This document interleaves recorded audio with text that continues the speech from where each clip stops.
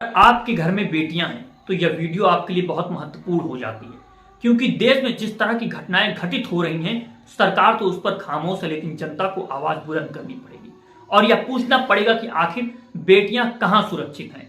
सबसे पहले आपको सरकार से नहीं, अपने समाज से यानी खुद से पूछना पड़ेगा कि आखिर हमारी बेटियां कहां सुरक्षित हैं।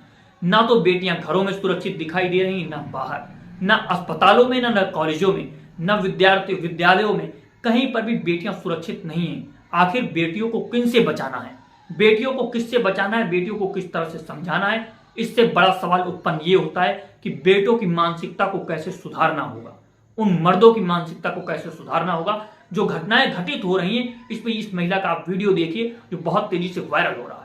है अक्षय शिंदे और इसने बदलापुर में 2-4 साल की बच्चियों के साथ स्कूल के बाथरूम में यौन शोषण कर दिया। 4 साल की बच्चियां कलकत्ता में डॉक्टर थी, यहाँ पे बदलापुर में नर्सरी की बच्चियां, बैंगलोर की सड़कों पे चलता एक अनजान व्यक्ति था तो उत्तर प्रदेश में उसके घर में उसका बाप। कभी एक 14 साल की लड़की का स्कूल में टीचर उसका बलात्कार कर देता है, कभी पंजाब की लड़की का देहरादून में चलती बस में गैंग रेप हो जाता है, कहीं पे एक 70 साल का बुढ़ा एक 13 साल की लड़की का बलात्कार कर देता है, तो कहीं पे एक मानसिक रोगी को खाने का लालच देके उसका बलात्कार हो जाता है। और ये सब सिर्फ पिछले 24 घंटे के दर्ज केसों में से है। ये वो है जो तुम लोगों को पता है। तो ना घर में सुरक्षित औरतें हैं, ना वो बाहर सुरक्षित है सड़कों पे, ना वो अपनी काम की जगह पे सुरक्षित है, ना जहां पे वो पढ़ने जा रही है वहां सुरक्षित है, स्कूल में सुरक्षित नहीं है, कॉलेज में सुरक्षित नहीं है, एक सोते हुए सुरक्षित नहीं है, बैठे हुए सुरक्षित नहीं है, जागते हुए सुरक्षित नहीं है, लेटे हुए सुरक्षित नहीं है।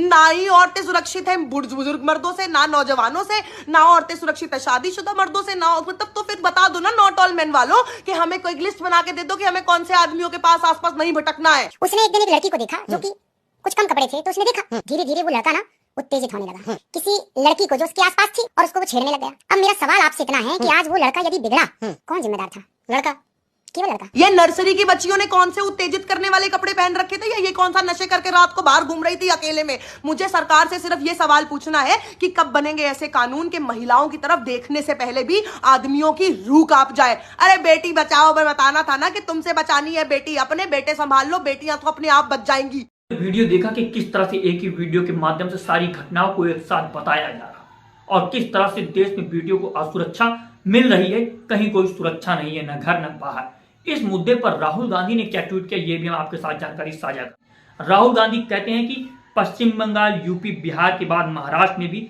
बेटियों के खिलाफ शर्मनाक अपराध सोचने पर मजबूर करते हैं। इस पर हम एक समाज के तौर पर कहां जा रहे हैं?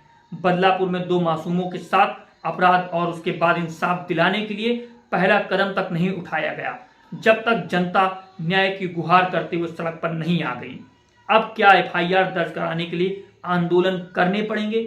आखिर पीड़ितों के लिए थाने पुलिस तक जाना इतना मुश्किल क्यों हो गया है? हो रहे अपराधों पर जिन लोगों ने भी अपनी राय रखी और आखिर ये समाज किस तरह से परिवर्तित होते जा रहा है, इन मुद्दों की चर्चा कौन करेगा?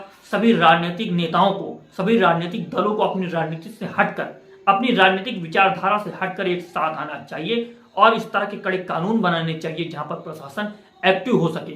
अगर प्रशासन एक्टिव नहीं होता है तो उस पर भी कड़ी कार्रवाई की जाए और जो भी मुजरिम पाए जाते हैं उनको सख्त से सख्त सजा सुनाई जाए।